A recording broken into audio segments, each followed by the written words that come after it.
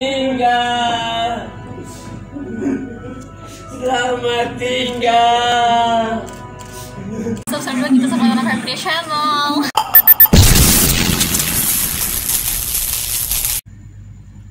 Selamat menyaksikan.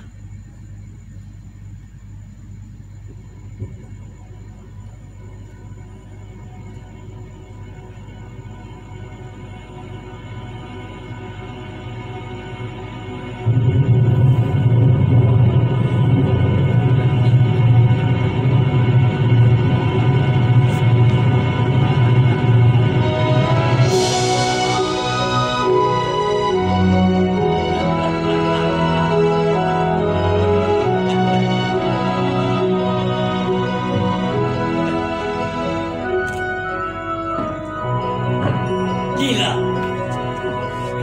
ini gila sekali. Sungguh lelucon yang bagus. Aku jatuh di kamar pakaian setelah pementasan selesai. Dan di situ dengan senang aku ngorok setelah semua orang meninggalkan gedung teater ini. Aku memang orang tua yang tolol. Situasi alam. Kiranya aku telah minum lagi, sehingga aku jatuh di dalam sana tergeletak. Sungguh pintar. Selamatlah aku.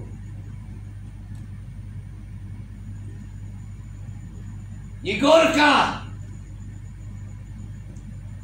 Petruska,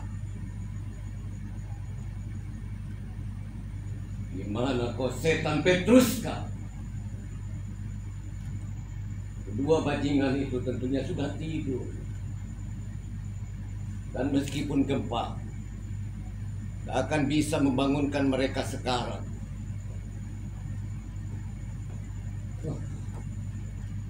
Yegorka!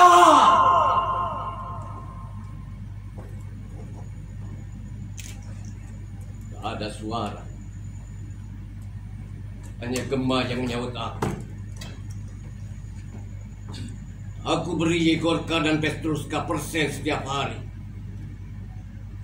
Dan sekarang mereka telah hembus dan mungkin sekali telah mengunci gedung teater ini.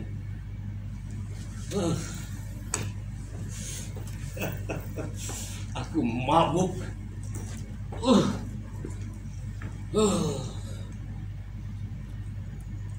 Pementasan malam ini sangat menggembirakan.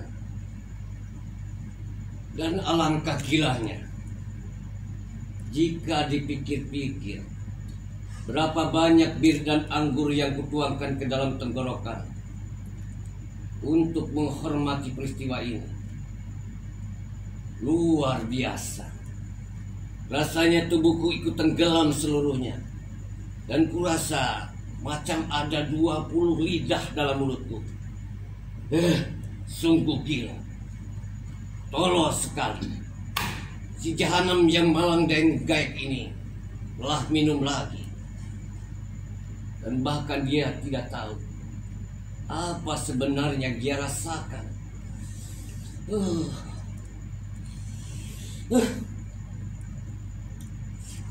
Walau aku remuk, seluruh tubuhku bergetar. Aku merasakan gelap, lagi dingin seperti di dalam terowongan bawah tanah. Meskinya, bahkan aku tidak tahu betapa hancurnya kesehatanku.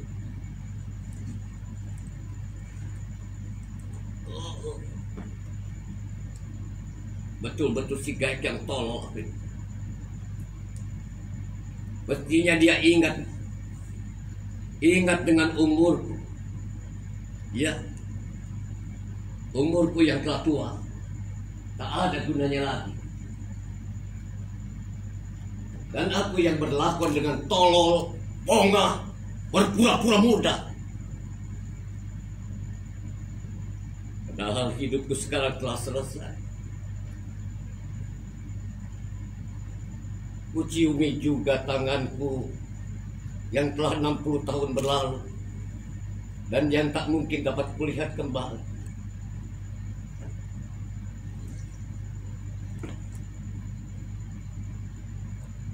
Ku kosongkan botol ini. Hanya tinggal beberapa tetes lagi di dasarnya. Itu pun cuma kerak-keraknya.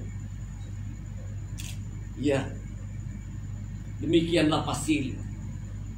Pemuda gaib, waktu telah tiba untukmu untuk melatih peranan sebagai seorang mumi. Biarpun kau suka atau tidak, kematianmu sedang di perjalanan menujumu. Oh.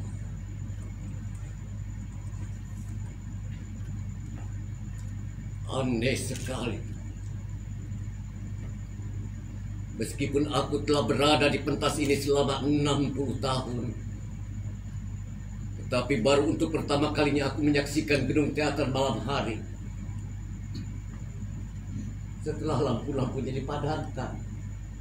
Untuk pertama kalinya. Oh, alangkah gelapnya di sini. Aku tidak bisa melihat apa-apa. Oh, iya. Aku dapat melihat lubang tempat si pembisik dan mejanya. Terbaring di dalam lubang yang gelap, hitam tak berdasar. Macam kuburan. Di sana, maut mungkin sedang sembunyi. Betapa dinginnya ini. Angin yang berhembus dari teater kosong ini seperti keluar dari terowongan batu. Ini tempatnya hantu. Kuduku menjadi bergidik.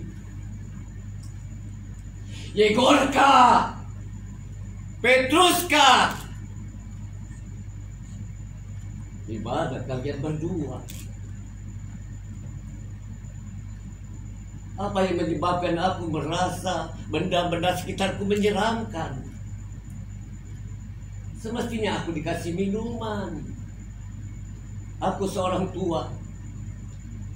Hidupku tak akan lebih lama lagi. Pada usia 68 tahun, orang-orang pergi ke rumah ibadah dan bersiap-siap untuk kematian. Tetapi aku di sini. Ya Tuhan. Anak yatim tua ini mabuk dalam pakaian tololnya. Aku tidak pantas lagi mengenakan seperti ini. Aku harus pergi untuk menukarnya sekali. Oh, ini memang tempatnya maut. Dan aku akan mati ketakutan kalau aku duduk semalaman di sini. Hei! Siapakah kau? Apa maunya kau? Siapakah kau? Ini aku, Tuan. Siapa? Kau Ipani? Ini aku, Tuan. Si pembisik. Ya Tuhan. Siapakah kau? Apa itu? Kau kan Nikituska? Apa yang sedang kau lakukan di sini? Aku tertidur di sini, Tuan. Aku tidur di lemari pakaian. Aku mohon engkau tidak memberitahukan hal ini ke Alexi Pomit. Aku mohon, Tuan. Aku benar-benar tidak punya tempat untuk tidur malam ini. Kiranya kau itu Nikituska, bukan? Cobalah pikir. Aku menyeru sampai 16 kali. Mereka memberikan 3 bingkisan karangan bunga dan banyak lagi benda-benda lainnya. Antusias mereka sudah melonjak-lonjak. Tapi tak seorang pun datang setelah pementasan selesai untuk membangunkan orang tua yang malang dan mabuk ini. lalu membawanya pulang ke rumah.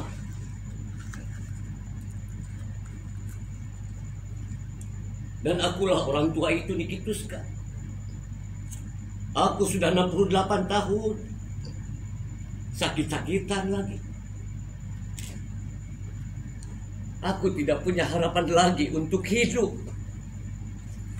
Jangan pergi kau, Nikituska. Aku sudah uzur. Tak ada harapan lagi. Kukira inilah saatnya aku akan mati.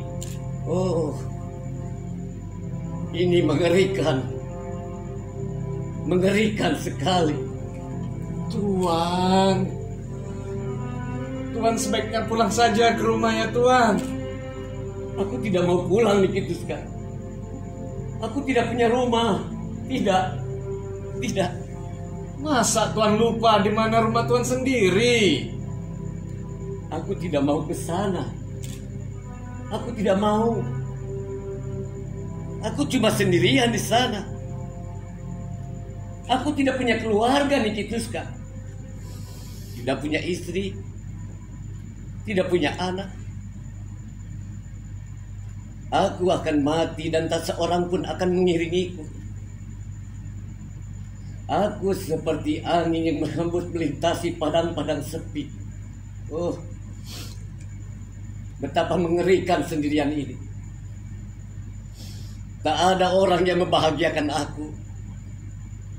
Tak ada orang yang menyayangi aku. Tak ada orang yang mau menolong aku ke tempat tidur kalau aku mabuk. Punya siapakah aku ini? Siapakah yang memerlukan aku? Siapakah yang mencintai aku? Tak sebuah hati pun Nikituska. Penonton mencintai Tuan. Penonton sudah pulang, Nikituska. Semuanya sudah tidur. Mereka sudah melupakan badut tuanya. Tidak. Tak seorang pun yang akan membutuhkan aku. Tak seorang pun yang mencintai aku. Aku tidak punya istri. Aku tidak punya anak. Tuan. Tuan jangan begitu murung karenanya. Tapi aku seorang laki-laki dan masih hidup. Darah segar masih mengalir dalam nadi-nadiku. Darah seorang bangsawan. Aku seorang aristokrat, Nikituska. Aku telah mengabdi dalam ketentaraan di bidang artileri sebelum jatuh begini hina. Dan betapa gagahnya aku dulu di masa muda. Tampan, gagah, berani. Kemanakah itu perginya? Apa jadinya semua ini di masa tua? Aku mengenang semua ini sekarang. 45 tahun hidupku tenggelam di situ. Dan hidup macam apa itu, Nikituska? Aku sekarang dapat melihatnya dengan jelas. Seperti aku melihat wajahmu. Remaja, riang, bersemangat, gairah pujaan wanita-wanita, Nikituska. Tuan sebaiknya tidur saja ya Tuan. Ketika aku baru naik pentas, semasih gairah remajaku bergejolak, aku teringat pada seorang wanita yang jatuh cinta karena aktingku. Ia begitu cantik, tinggi semampai, muda tak bercela, suci berseri-seri laksana fajar di musim panas, menerangi kegelapan malam. Masih kuingat sekali. Waktu itu aku berdiri di depan, seperti aku sekarang berdiri di depan. ia kelihatannya tidak begitu mencintaiku seperti kenyataannya kemudian. Maka berkatalah ia, supaya memandang dengan pandangan yang demikian, pandangan yang tak pernah kulupakan, bahkan tidak sampai ke kubur sekalipun. Begitu kasih, begitu lembut, begitu dalam, begitu bersinar ceria. Dengan sangat riang dan mabuk kepayang, aku duduk berlutut di hadapannya. Lalu aku memohon demi kebahagiaan. Dan berkatalah ia, tinggalkan pentas, kau mengerti? Oh,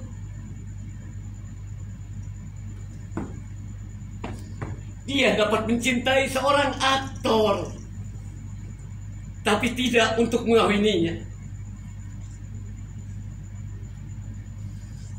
Pada suatu ketika, saat aku sedang berlakon, yang kuingat aku berperan sebagai badut yang tolol. Setelah berlakon, aku merasa mataku menjadi terbuka, karena kulihat apa yang kuanggap sebagai pemujaan kepada seni yang begitu suci sebenarnya adalah kebohongan, impian kosong belaka, bahwa aku adalah seorang budak yang tolol dan menjadi barang permainan sia-sia orang asing.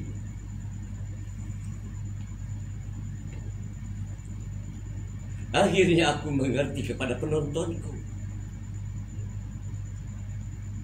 Dan sejak hari itu, aku tidak percaya lagi kepada tepukan-tepukan tangan mereka. Aku tidak percaya kepada bingkisan karangan bunga mereka. Aku tidak percaya kepada keinginan mereka. Ya, Niki Tuska. Orang memuji aku. Mereka membeli gambarku. Tetapi aku tetap saja asing bagi mereka. Mereka selalu memburu aku, tapi melarang putrinya atau adik perempuannya untuk mengawiniku seorang yang hina dina. Tidak. Aku tidak yakin lagi kepada mereka. Aku tidak yakin kepada mereka. Tuhan, wajah Tuhan terlihat begitu pucat pasi. Dan Tuhan mendekatiku pada kematian. Ayolah Tuhan, kasihanilah aku. Ketika itu, aku telah mengetahui segala-galanya. Dan pengetahuan itu telah dibeli dengan tunai di Kituska. Setelah itu, jika gadis itu... Nah, kumulailah penggambaran hidupku tanpa arah tujuan. Dari hari ke hari tanpa peduli apa-apa. Aku pun mengambil peranan sebagai pelawak murahan, membiarkan diriku hancur. Meskipun dulu aku seorang artis besar, namun perlahan-lahan ku buang jauh-jauh bakat, lalu memainkan banyolan-banyolan tolol, kehilangan kekuatan ekspresi. Akhirnya aku hanya menjadi seorang banci Meru Edro daripada seorang laki-laki. Aku telah tenggelam seluruhnya ke dalam lubang yang besar dan gelap. Aku tidak pernah menyadarinya itu sebelumnya. Tetapi malam ini, ketika aku terbangun, kulihat ke belakang, di mana di sampingku terbentang waktu 68 tahun. Barulah aku menyadarinya. Betapa lamanya itu sudah. Dan semuanya telah berlalu. Semuanya telah berlalu. Tuhan, di sana Tuhan, di sana. Aku mohon Engkau jangan menangis lagi. Mudah-mudahan. Tetapi betapa jeniusnya aku. Betapa kemampuanku. Betapa fasih. Bagaimana menariknya aku. Betapa peka. Betapa hebat tali senar menggetar di dalam dada ini. Sungguh mendebarkan jantungku mengingatnya. Dengar sekarang.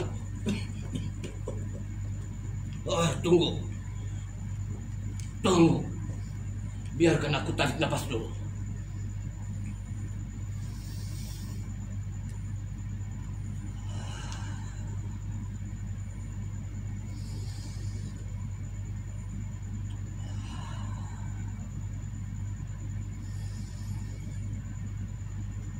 Dengarlah sekarang.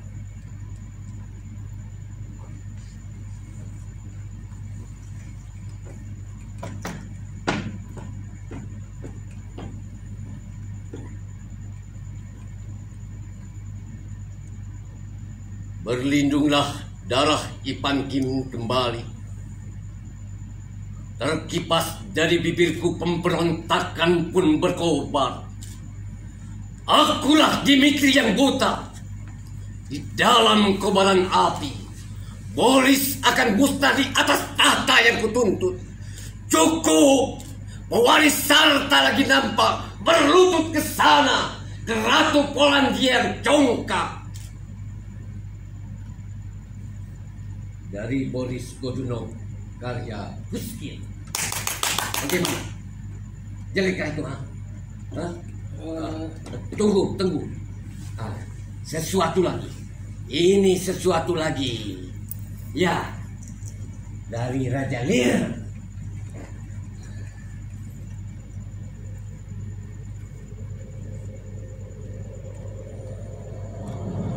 Langit gelap, hujan turun deras.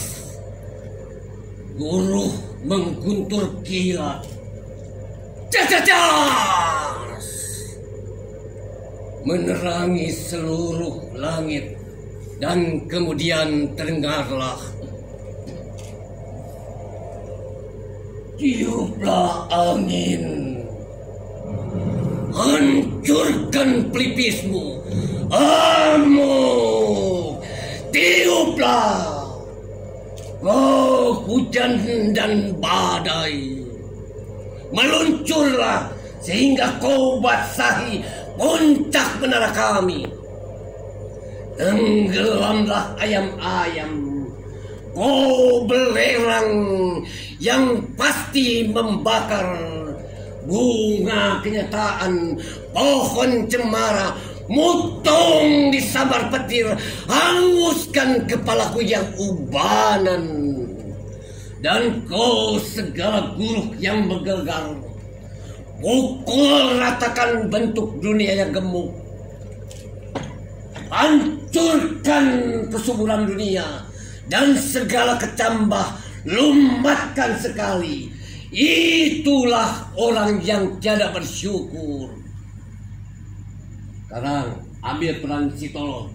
Ayo lekas, ambil peran si tolol. Aku sudah tidak sabar menunggunya. Oh, Nunolong. Air suci di hari-hari gersang lebih baik daripada air hujan di malam hari. Bagus, Nunolong. Masuklah, minta belas kasihan. Ini adalah malam yang baik, baik untuk orang bijaksana maupun untuk orang-orang yang tolol. Menggunturlah sesuka hatimu. Muntahkan kabar, luncurkan hujan. Bukan cuma hujan, angin, kilat, api adalah putri-putriku. Aku bukan menuntutmu. Oh An-Nasir, An-Nasir, dengan kejahatan aku tak pernah memberikan kau kerajaan. Kau kunamakan anak-anak kadam juga. Sungguh mampu kau. Sungguh berbakat kau. Dan aku memang artis ulung. Selanjutnya begini. Ini sesuatu lagi seperti yang tadi. Untuk mengembalikan masa mudaku lagi. Misalnya, ambillah ini dari Hamlet. Ya, aku akan mulai.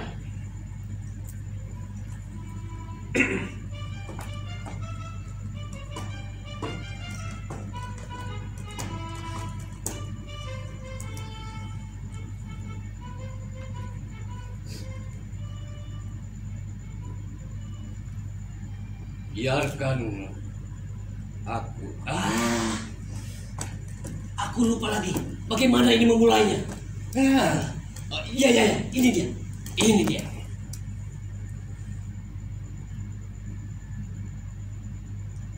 Oh, para pencatat, biarkan aku sendirian. Kembalilah kalian. Mengapa kalian mencari bapakku? Sehingga kalian mendesak aku masuk ke dalam jebakan. Oh tuanku, jika tugasku begitu garang, maka kekasihku begitu curang. Sungguh-sungguh aku tidak mengerti. Maukah kau tiupkan suling ini? Aku tidak pandai, tuan. Kuharap kau. Aku sungguh-sungguh tidak pandai. Aku memohon padamu. Ini sebenarnya mudah saja, seperti berbaring-baring. Kau tinggal menutup lubang-lubangnya menggunakan jari-jarimu. Keluarkan nafas, maka akan terdengar suara musik yang sangat merdu. Perhatikan itu pada penutupnya. Mengapa? Ingatlah, betapa tidak berguna apa yang kau lakukan. Kau pasti meniupnya untukku.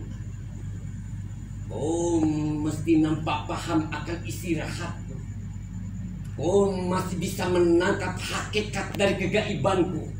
Kau harus bisa mendengar dari catatanku yang semula-mula hingga pada puncak pedomanku. Di situlah terdapat berbagai musik, suara yang merdu di dalam alat yang kecil ini. Meskipun kau tak bisa meniupnya sehingga berbunyi. Astaga, kau kira aku hanya bisa meniup suling itu saja? Sebenarnya alat instrumen apa yang kau harapkan? Meskipun kau tak yakin kepadaku, kau memang tak bisa melakukannya untukku. Hebat! Hebat! Sungguh hebat. Oh, di manakah setan bersarang di dalam usiaku yang tua ini? Aku bukanlah tua. Inilah hidup. Sangat muda dan gairah. Usia tua dan jenius di dalam berdampingan bersama-sama. Kenapa kau membisu saja Niki Tuska? Biarkan aku istirahat sejenak sampai kekuatanku pulih kembali. Oh, rumah. Perhatikan sekarang. Pernahkah kau mendengar suara yang begitu lembut? Seperti alunan musik yang perlahan-lahan.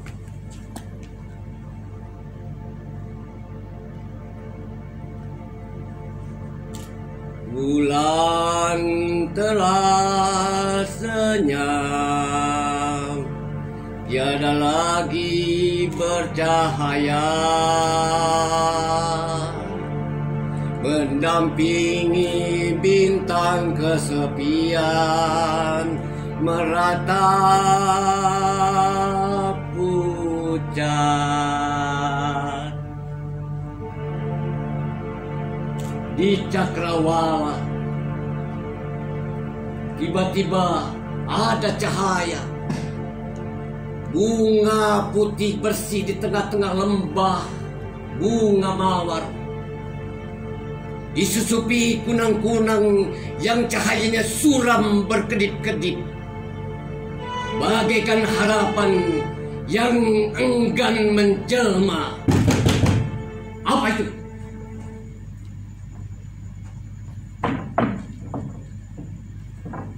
Itu Yegorka dan Petruska pulang, Tuan.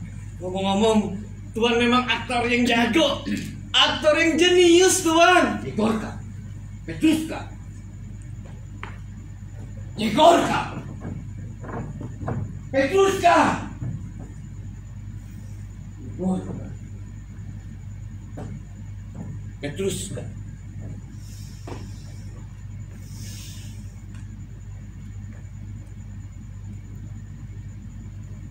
Kasihanilah anak-anak. Ayo kita pergi. Tukar pakaian. Aku bukan orang tua. Semuanya itu tolol dan omong kosong belaka.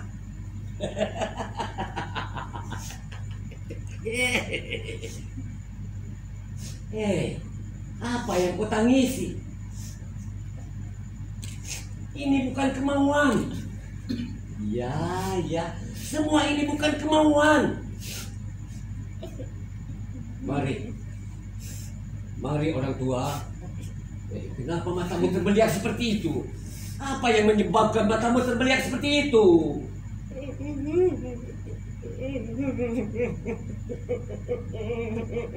Jangan menangis.